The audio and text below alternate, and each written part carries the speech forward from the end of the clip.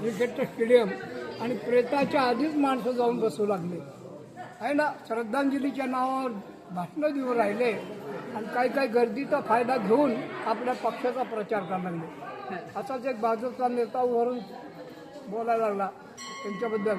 आज आप्पा आपल्यातून गेले, परत न कधी येण्यासाठी, पण आपल्याला आप्पाचा चेहरा नक्की लक्षात राहील, कारण आप्पाचा चेहरा हा कमळाच्या फुलासारखा होता. लगेच शिवसेनाला उठला. आत्ताच माझ्या मित्राने सांगितलं की त्यांचा चेहरा कमळासारखा होता, पण ते सांगायला विसरले की त्यांचा शब्द म्हणजे धनुष्याचा बाण होता. मग काँग्रेसवाला उठला.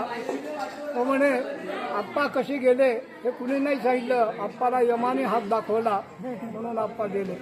मग तो राष्ट्रवादीवाला बोलतो, मला ज्यावेळेस फोन आला आप्पा गेल्याचा, मी घड्याळात पाहिलं 10 वाजून 10 मिनिट झालते, म्हणजे ते राष्ट्रवादी होते. पुन्हा मायावतीचा मग बाई आली, आप्पा किसी की लेन देन में नहीं थे, किसी को कुछ बोलते नहीं थे, हत्ती चलता है कुत्ते भुकते है, ऐसा उनका काम था. राज ठाकरे उठला त्यांच्या पक्षाचा. मग तो बोलला, अरे आपण कुठं आलो, आपलं भान ठेवायला पाहिजे, आपण स्मशानभूमीत आलेलो आहे आणि आप्पा गेले का माणसाला एक दिवस जावंच लागणार आहे. आणि पण ते कसे गेले इतकं बोलायची गरज आहे का? आता चेहरा राहिला का? आता शब्द राहिला का? आप्पाला यमाने कशाला हात दाखवला? आप्पाच्या हृदयाचं इंजन बंद पडलं, आप्पा गेले.